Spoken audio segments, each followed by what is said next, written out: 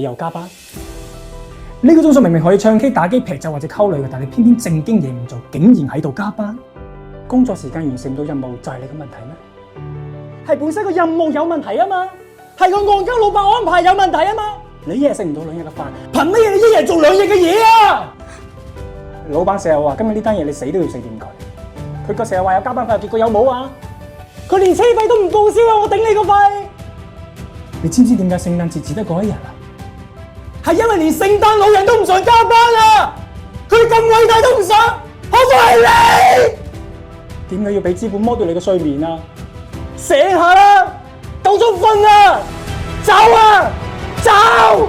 你即刻走啊！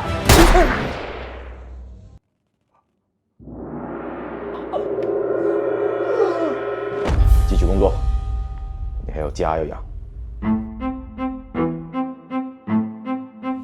唔好忘咗你自己啊！